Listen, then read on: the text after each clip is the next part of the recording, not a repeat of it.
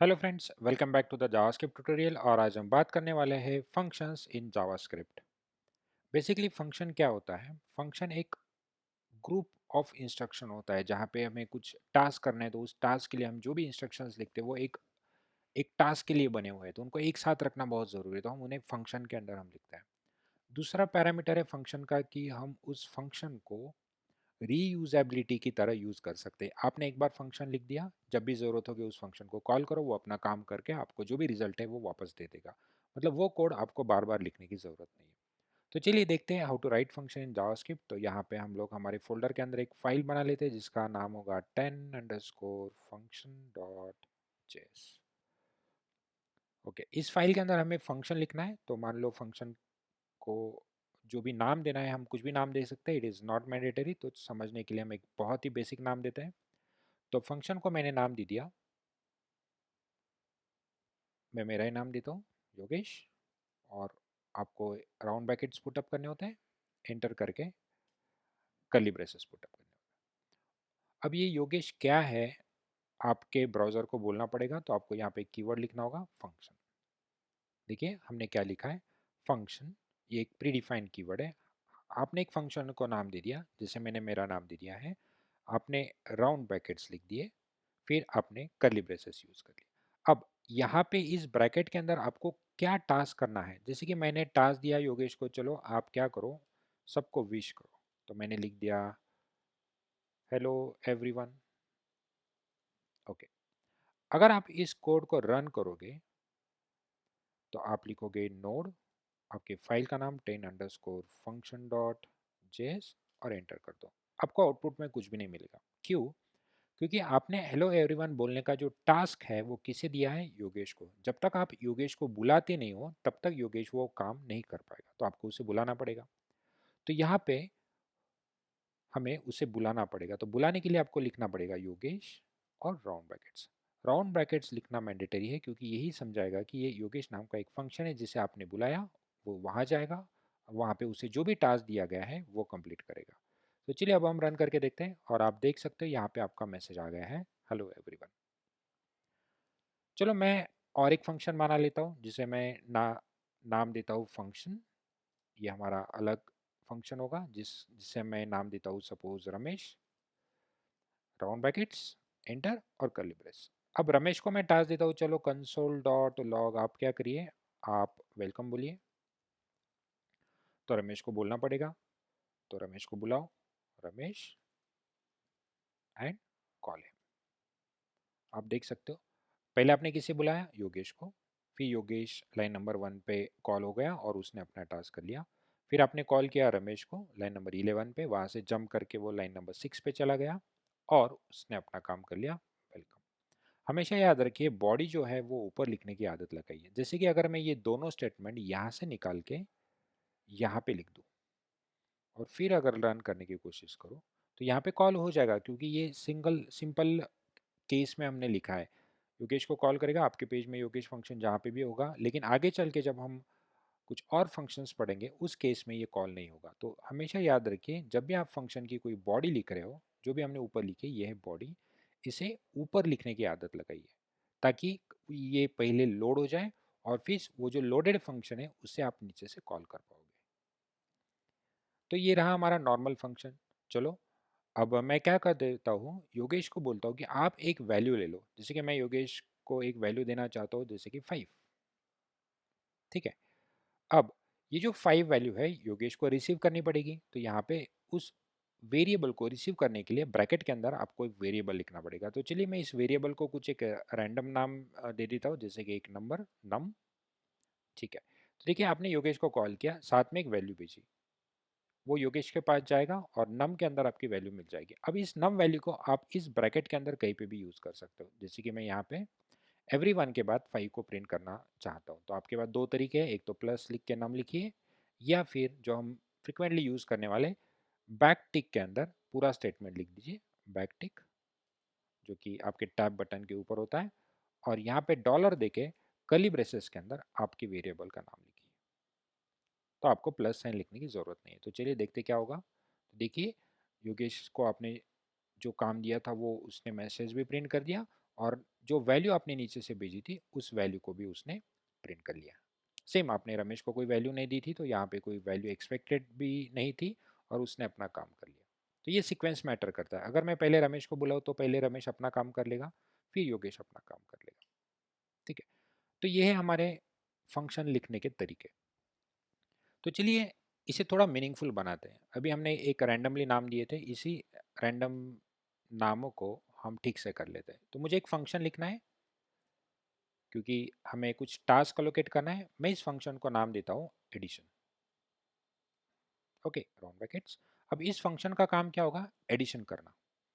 तो आपको वैल्यू देनी पड़ेगी। तो यहाँ पे जैसे मैं एडिशन को बुलाऊंगा, एडिशन, यहाँ पे आप उसे वैल्यू दे दो। जैसे कि मैंने दो नंबर्स दे दिए 4 एंड 5। तो यहाँ पे दो नंबर्स रिसीव करने पड़ेंगे। जैसे कि मैं लिख देता हूँ num1 कॉमा num2। तो यहाँ से आपने दो पैरामीटर पास कर दिए और यहाँ पे वो रिसीव हो गए हैं num1 एंड num2।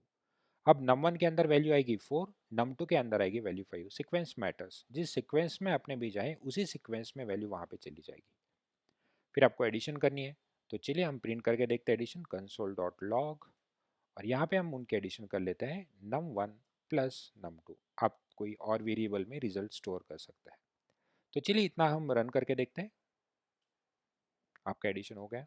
आगे चल के किसी को एडिशन फंक्शन को कुछ दूसरी वैल्यू देना है, वो बोलेगा चलो मैं एडिशन को बुला लेता हूँ और मैं मेरे कुछ वैल्यू दे देता हूँ, कोई प्रॉब्लम नहीं है। तो देखिए आपको ये जो एडिशन वाला लॉजिक है वापस लिखने की ज़रूरत नहीं पड़ी।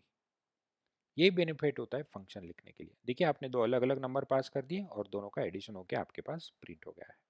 इसीलिए ये रीयूजेबिलिटी के लिए यूज होता है, दैट इज फंक्शन।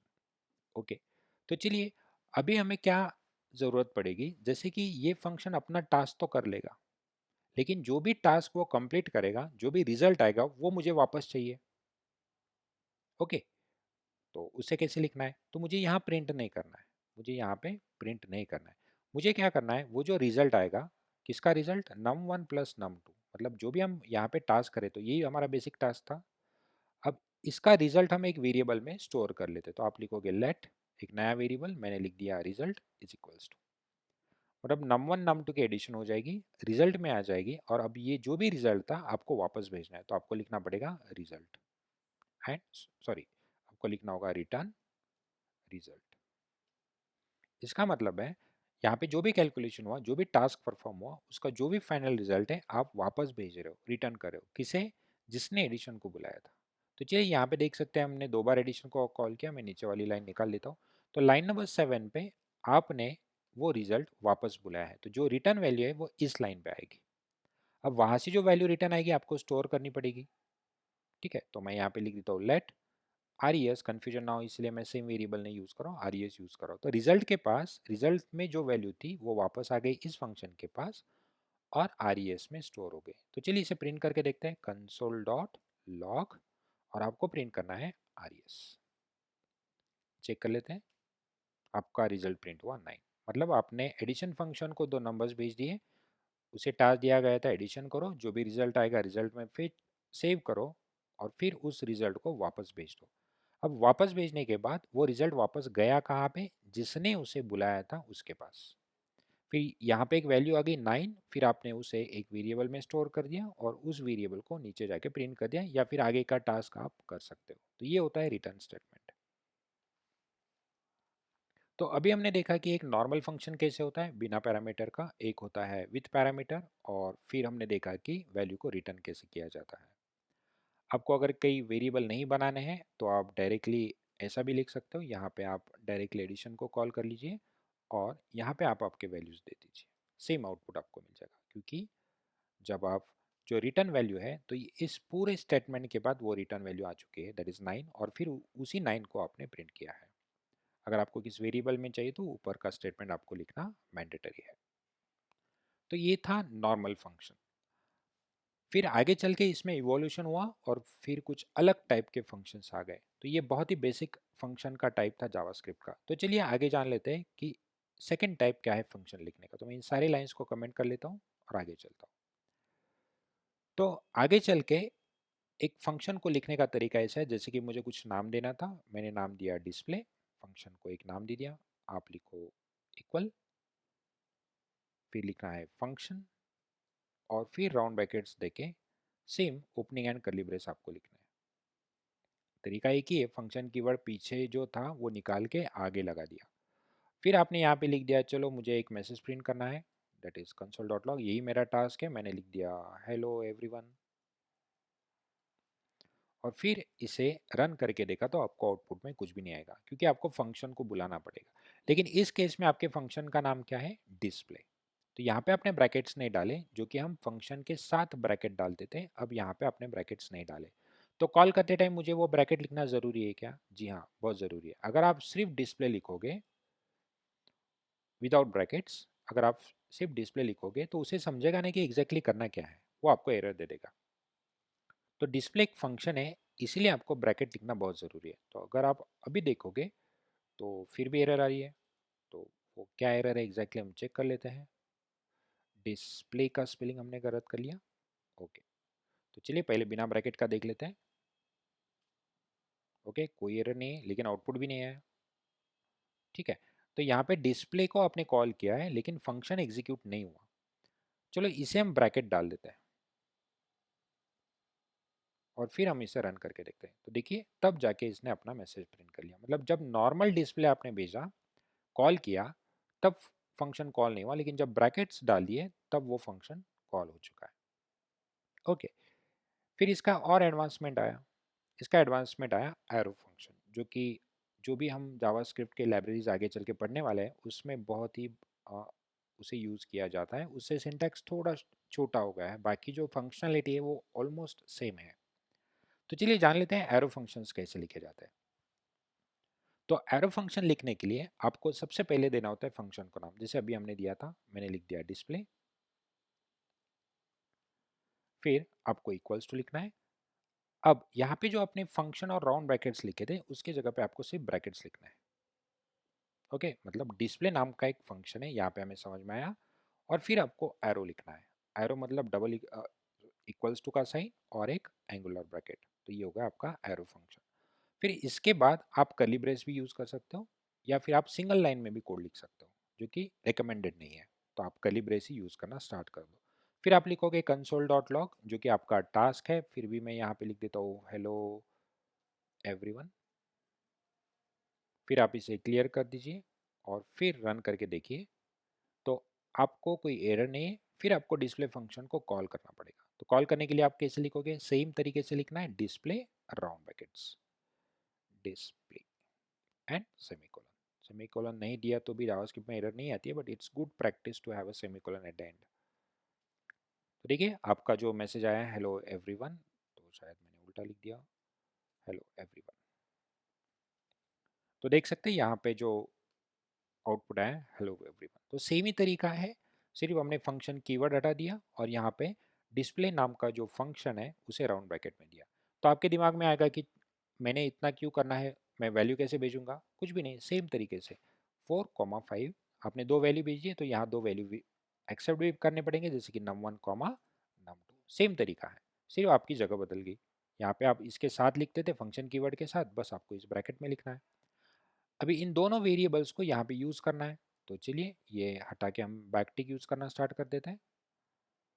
तो स्टार्टिंग में बैकटिक, एंड में बैकटिक, और फिर आप यहाँ पे लिखोगे डॉलर, कर्ली ब्रेस के अंदर आपकी value num1 plus dollar curly brace के अंदर num2। तो चलिए यहाँ पे उनका एडिशन होता है या नहीं होता है हम चेक कर लेते हैं। तो यहाँ पे देख सकते हैं वो एज इट इज़ डिस्प्ले हो चुका है। इसका मतलब है कि यहाँ पे अरिथमेटिक ऑपरेशन हुआ नहीं है। क्यों नहीं हुआ? क्योंकि ये आपने दो अलग अलग वेरिएबल्स को प्रिंट कर दिया। अगर आप इसे ऐसा लिख लेते num1 प्लस num2 और इसका जो रिजल्ट है वो एज अ वेरिएबल अगर प्रिंट करते तो यहाँ पे आपको उसका रिजल्ट आता 9। ये जानबूझ के मैंने अलग अलग लिखा था ताकि आपको समझ में आए कि अरिथमेटिक ऑपरेशन कब होता है इस टिक वाले फॉर्मेट के अंदर। तो num1 प्लस num2 यहाँ होगा, लेकिन आपने अलग अलग डॉलर साइन देके अगर उनको यूज़ किया तो वो एज अ सिंगल वेरिएबल वो वैल्यू प्रिंट हो जाएगी और as a part of a string. तो यहाँ पे देखा हमने how to pass parameters to the arrow function. तो यहाँ पे रिटर्न स्टेटमेंट कैसे लिखते हैं? तो सेम तरीके से अगर आपको रिजल्ट रिटर्न भेजना है तो चलिए मैं यहाँ से ये हटा देता हूँ और यहाँ से लिख देता हूँ आप रिटर्न करिए। किसे? मुझे रिटर्न करना है num1 प्लस num2। देखिए मैं वो टिक वाला फॉर्मेट कब यूज़ करता हूँ, जब मुझे स्ट्रिंग के साथ मेरी वेरिएबल्स की वैल्यू प्रिंट करनी है तब। बाकी जगहों पे आपको डायरेक्टली वेरिएबल्स यूज़ करने हैं। सो num1 प्लस num2, तो यहाँ से जो भी वैल्यू रिटर्न जाएगी यहाँ पे जाएगी। 4 और 5 का रिजल्ट रिटर्न में आएगा, तो चलिए हम रिजल्ट में उसे कॉपी कर लेते हैं और इस रिजल्ट को यहाँ पे प्रिंट करके देखते हैं console.log, और यहाँ पे हम प्रिंट करेंगे हमारे रिजल्ट को और फिर हम चेक कर लेते हैं 9। तो यहाँ पे हमें रिजल्ट की वैल्यू 9 मिल ही गई है जो कि एक्सपेक्टेड था। अब एरो फंक्शन में हमें एक फैसिलिटी मिलती है कि जैसे कि अगर आप कोई वैल्यू रिटर्न करना चाहते हो, सिंगल स्टेटमेंट है उसके अंदर, तो आपने ब्रैकेट नहीं लिखा तो भी चल जाएगा और ये सब आप एक लाइन में ही लिख सकते हो। दूसरा, आपको रिटर्न कीवर्ड लिखने की जरूरत नहीं है। बाय डिफॉल्ट एरो फंक्शन आपकी वैल्यू रिटर्न ही करता है, तो आपको रिटर्न लिखने की जरूरत नहीं। तो चेक कर लेते हैं, तो देखिए सेम आउटपुट आ रहा है। मतलब एरो फंक्शन के अंदर अगर आपको वैल्यू रिटर्न करनी है तो आपको रिटर्न स्टेटमेंट लिखने की जरूरत नहीं है।